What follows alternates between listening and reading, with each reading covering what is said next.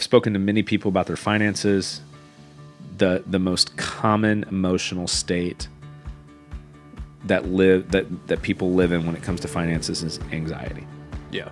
I've talked to people that have way more money, like data, like statistic, like based on data and math. They have more money than they are ever going to need to live the life that they're living right now. Yeah. But you know what they're afraid of? You know what they're anxious about? Is that tomorrow it'll all disappear. Yeah.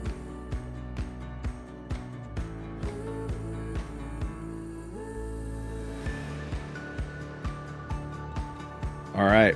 Money therapy coming at you. I'm Brandon Chasteen. I'm Bill McGill. And we are going to come to you with an idea today. Just kind of a warning. Maybe a little bit sad that it doesn't. But you guys, the certainty button in life doesn't exist. So I think we can just stop looking for it. Yeah. Probably save ourselves a lot of time, a lot of heartache, a lot of stress. Yeah. Listen, I'm going to paint a picture here. You're doing everything that you possibly can right in life. We all make mistakes. That's human, right? But we're trying our best. And sure enough, it's kind of that story of 2 steps forward, 1 step back. Sometimes that's a best case scenario, right? Sometimes it's 2 steps forward, 10 step back. You're doing everything you can, but somehow you still have that sinking gut feeling. Yeah. That it's just not enough. And there's no guarantees. Guess what, guys? Like, you're not alone. Yeah. Like, you're not alone. So collectively, we're going to talk about that today. If you find yourself in a situation where you're staring your future down and you just feel like no matter what you can do, you can't get ahead. No matter what you do, it's never going to equate to the things that you aspire for. No matter how good you do, there's still so much negative stuff in the world. Like if you're stuck in that place, like you're in the right spot today. If you know somebody stuck into that place, shoot this podcast over, shoot this video over to somebody that comes top of mind, because we just want people to know you're not alone in that. And while we're not going to be able to give some awesome, amazing piece of advice that's going to solve everything, we're actually here to undo the thought that you can find that. The magic certainty button does not exist. Yeah. So now you should have some time to, enjoy other things, right? Rather than look for that. I've spoken to many people about their finances. The most common emotional state that people live in when it comes to finances is anxiety. Yeah. I've talked to people that have way more money, like data, like statistic, like based on data and math. They have more money than they are ever going to need to live the life that they're living right now.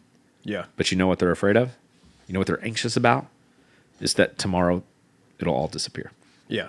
I was talking to some people last week, very intelligent people, very well-accomplished people, and there's so much concern about everything going on in the world. They just are constantly afraid that things are going to happen over the course of the days, weeks, years, whatever, to make everything they've worked so hard to build completely irrelevant. Yeah. New currency, or a crash, whatever it is. They are just terrified that everything they build is going to be worthless one day. On the flip side, talk to people that don't have enough money to dependably put food on the table. Yeah. And they're stuck in the place of anxiety and fear of where's my next meal going to come from, how I'm going to take care of my kids. So I think the point is regardless of you having too much or not enough, the fact of the matter is anxiety when it comes to finances exists in our lives. And we don't want people living with anxiety, right? Because that creeps over into the physical health. It affects relationships. I mean, finances are one of the leading reasons that people get divorced. So if it can take true love and break it apart, like this is important stuff. And oftentimes, we've talked a little bit before about like comparing ourselves to others. Yeah. And then we're presented with this thing where if I just do this, everything's going to be fine. Yeah. It does not exist. So where do we go with that? Yeah, I think there's, anxiety and insecurity with money definitely manifests itself in different ways. And I think a huge part of being financial planners and financial professionals is managing that for people. Again, a big reason why we call this thing money therapy and what we're doing. Because, again, I've had, similar experiences with clients who are doing all the right things, and they think that they're, I look at it and go, man, you guys are really doing a great job in my head. And they'll, verbally say, yeah, we're not doing that great. And so I think there's an element of surrendering in your first comment about the uncertainty or the certainty button and realizing that doesn't exist. I think a kind of surrendering and acknowledging that anxiety is probably always going to exist because we're always going to have fears about certain things, but also realizing that risk always exists. And if we can accept that, and that's a big thing that we help clients with too, is showing them different ways to lower anxiety and accept more risk is usually the magic formula. The one thing that jumps to mind is how many times have you heard a client say, I already have as much as I'm going to need for retirement. I don't want to even play the game with the stock market. I want to get everything out and put it into the bank. It's guaranteed. It's guaranteed money, right? It's FDIC insured. You and I look at each other as financial planners and go, yeah, it's guaranteed to lose money. Right. Because we think about inflation and the purchasing power of your dollar. Regular people don't really think about that too much unless it's on the news and they're hyping up inflation and all these things. So if I, as a financial professional, can get you to realize that every decision we make does have risk to it, and you can become okay with that and realize, yeah, I mean, our country could be in a totally different place 30 years from now. What I'm doing today may not work in 30 years.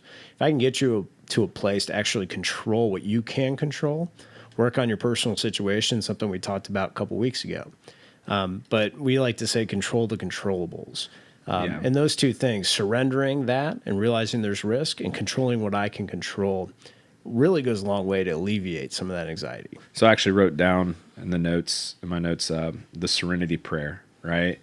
Which is, accept the things I cannot change, serenity to accept the things I cannot change, courage to change the things I can, and wisdom to know the difference, right? That's right. So if we can get to a point where we're like, I think most of our listeners know, hey, there's just things outside of my control. Right. That doesn't cure anxiety. And let's be clear. I think at one point somebody asked me, like, Brandon, if you could have any superpower in the world, what would it be? Answer straight up. If people met me and they had no anxiety, yeah, I would love to cure anxiety, and I can't. Yeah. Right. But what I can do is give you a path to get on, kind of a process to move forward to where you can put your feet on the ground.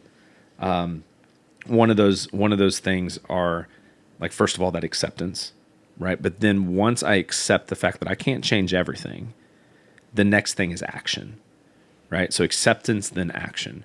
So if I am in a place where, like, I'm feeling kind of anxious, a lot of times I can go back and look at my effort that I'm putting towards solving the problems in the space that I can control.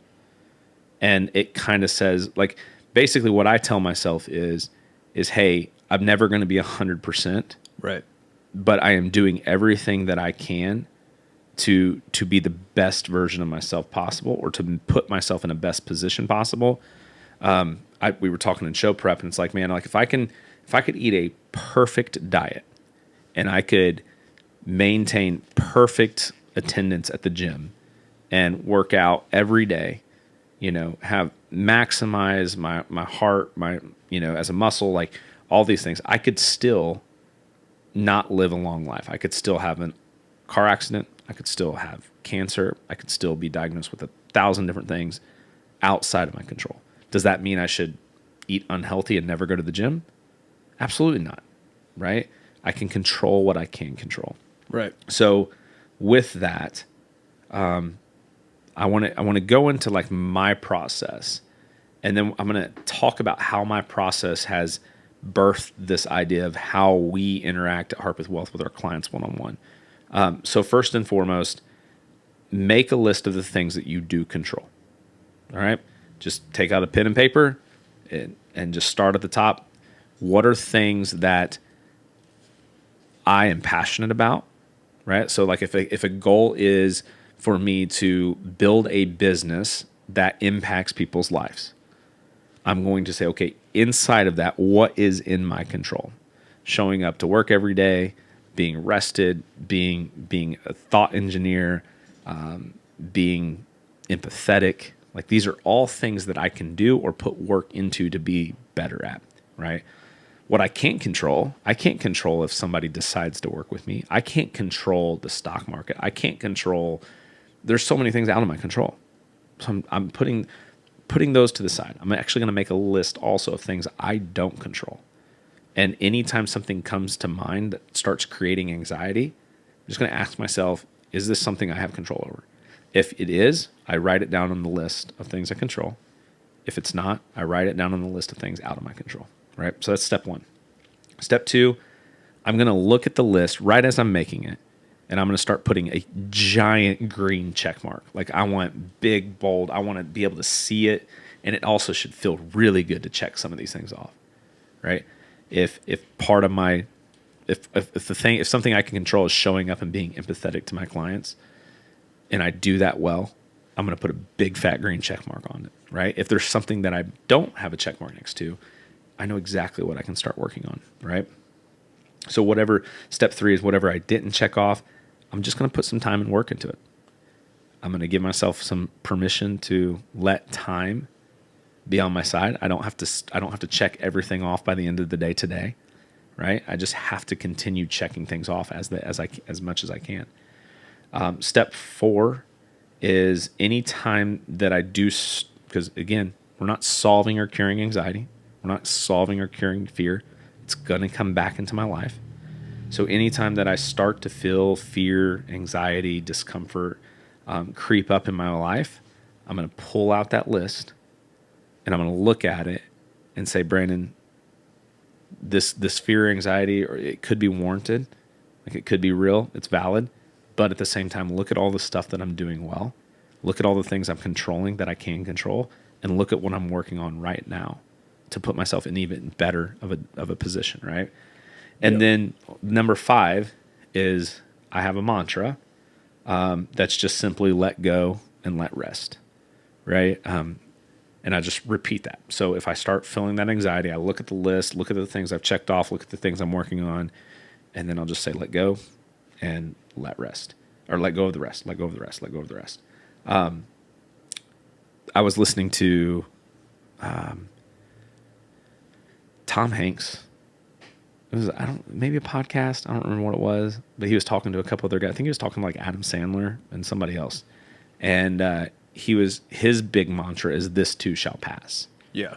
But what was really unique about the way that he said that is, of course, is like bad times come and go.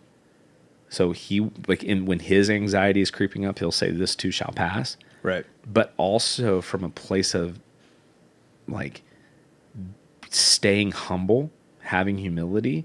Mm-hmm. Like when he's on top of the world and things are going really well, he'll still say, "This too shall pass." Right. Right. Because even the good thing, like if we let the good times make us bigger than life, we're going to fall hard on our face eventually. Right. So if we stay humble in the high times and work hard in the low times, all things come and go. And that's just where I say, let go of the rest, let go of the rest. Because what is causing anxiety is not the things I have control over that I've already maximized. It's not the things that I have control over that I'm working on. It's the things that I don't have control over that's causing anxiety, fear, frustration. So just let go of the rest. This is my lane. This is what I'm going to be great at. Yeah, I think that feeds into what we were talking about a couple weeks ago with, I mentioned Jordan Peterson, 12 Rules for Life. We were talking about comparing yourself to other people and sort of in the same thread of that, right? Which is, I can't control other people, but I'm comparing myself to other people. So again, control the controllables, but also above that, what we talked about in depth was trying to be better than you were yesterday and having grace with yourself to, fall down and get back up and know that the next day is a good day and that you have another opportunity to get better. And so I think this theme of balance keeps coming up in these podcasts. And when you were talking about that, that's what made me think of that is, live and let go. This too shall pass. Like, we're always trying to find that balance.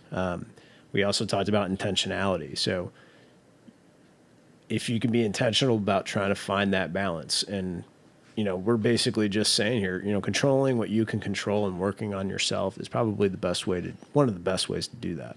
Yeah. I mean, that's like when I sit down with somebody in the back of my head. First of all, when I sit down with somebody, my number one goal is to listen. Right? Like, there's too many times where we feel like as soon as somebody starts saying something, especially in our craft, right? Like, we see the same problems come up for a lot of people, very, very similar. Right. So a lot of times we'll want to jump to the advice side of things. Right. Instead of just actually giving the full space to listening first. Right. But inside of that space, in the back of my head, I'm constantly thinking not so much about the technical, I know what this guy's going to need financially. He's going to need an IRA. He's going to need this, or, more so it's about, okay, how do I get this person's feet on the ground as fast as possible? Yeah. Right. And most of the time that has nothing to do with money, right? It's literally like, okay, we need to pull out a piece of paper. All the stuff that they're talking to me, all these things that they came to get fixed are valid, and then we need to fix them. But what they're really saying is they're afraid or anxious about this, this, and this. So in this, drawing a line down the middle of paper, what do we control right now? What's out of our control completely? Yeah, where do we start? How do we start fixing these problems that we do control? Or what steps can we take that are inside of our control? So that kind of leads into how do we incorporate this into our financial planning practice? And for us, it's simple. So first of all, we did a show that patterns aren't predictive. Like, there's too many times where I've seen the results. I've actually been trained to give these results where if somebody comes to me and says, "Hey, Brandon, I'm thinking about hiring you," I immediately want to pull out these charts and graphs that support this tremendous and blissful future, right? And charts, just like patterns, are not predictive. Right. If I print out a chart, if you come to me and say, "Hey, Brandon, I want to work with you for the next 30 years," and I print out a chart saying if we do this, you can be here. The only number that you won't be at statistically is the number I put on that piece of paper. Right. Growth rates change, inflation changes. There's so many assumptions that we make in these few forward-looking predictions. That's not where we go.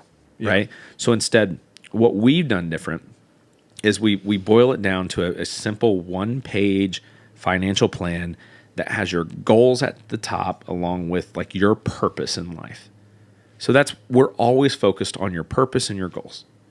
And then from there is one box on this piece of paper that is just your next steps. So when you leave our meeting, what's happening is you're taking this piece of paper, this document with you, and as it doesn't solve anxiety, but what it does is my hope is that when my clients start feeling a little bit anxious, they can look at that piece of paper and say, "Hey, this is my lane right now. I need to check off this one thing, these two or three things." We never really give more than 3 things in that next step box. Right. But as long as we're working on accomplishing these 3 things right now, we are putting ourselves in the best position possible. And that's all that we can hope for. Even my box on that page does not promise certainty of a future. It doesn't tell you which ETF to invest in. All it is saying, hey, if we accomplish these things, we're putting ourselves in a better position for success than if we don't, right? I think that's a really great point. One thing that I always try and convey to clients as well is try and give them the visual of, listen, I solve financial problems and investments and everything that I know. That's just in my tool belt, and people come and say, hey, I want to do business with you because I want this investment, this, mutual fund, this ETF, whatever it is. And that taking of that step back and saying, no, I'm trying to solve an overall problem here, which is how do I retire with the life that I want, or how do I put myself in a better financial position, or my family in a better situation. Exactly. Or, those investments, that's just, I'm a handyman, and that's in my tool belt. That's for me to know and to use in certain situations. But our focus needs to start elsewhere. 100%. So again, if you're finding yourself anxious, make a list of the things you do control, a list of the things you can't. If you start feeling anxious, ask yourself, do that self-analysis to say, okay, what's driving this anxiety? If you finally figure it out and it's something you can control, add it to the list of can controls. If not, add it to the list of can't controls. Once you have that list of can controls, checking off things that we have already mastered, have already accomplished, have already done, and then we still have a list of things that we can be doing. As long as we're working on doing everything and accomplishing everything that's within our control, or at least making better the things, or putting ourselves in the best positions over the things that we can control, then we should find ourselves at a place where our feet are on the ground and we're more comfortable. Sometimes fear, anxiety, this stuff's still going to creep up on us because that's just a human emotion. And if that's the case, we have the mantra, let go of the rest. Let go of the rest. And again, back to your point, we've been hitting a hard balance, right? Find time to rest, find time to focus on the things you love and care about, and control what you can control. What you got? Amen. All right, that's it. We'll see you next week. See you guys. Bye. We hope you learned something valuable today. We appreciate you including us in your journey towards financial betterment. It is important to us that you know this is for educational purposes only and not to be considered specific advice for any individual listener. If something we discussed is relevant to you and you have questions about how it might be uniquely applicable to you, please discuss that with a financial professional, or, of course, we are happy to have further conversations with you about your specific questions, needs, or circumstances. We welcome you to reach out to us via our website, harpethwealthpartners.com, or by emailing Brandon at bmc@harpethwealthpartners.com. Securities are offered through LPL Financial, member FINRA SIPC. Investment advice is offered through Private Advisor Group, a registered investment advisor. Private Advisor Group and Harpeth Wealth Partners are separate entities from LPL Financial. The opinions voiced in this material are for general information only and are not to be intended to provide specific advice or recommendations for any individual. To determine which strategies or investments may be suitable for you, consult appropriate qualified professionals prior to making a decision. Investing includes risk, including fluctuating prices and loss of principal. No strategy assures success or protects against loss. All performance referenced is historical and is no guarantee of future results. All indices are unmanaged and may not be invested into directly. Hypothetical examples presented are not representative of any specific investments. Your results may vary. We want to thank you for your time, and we look forward to having you back next week.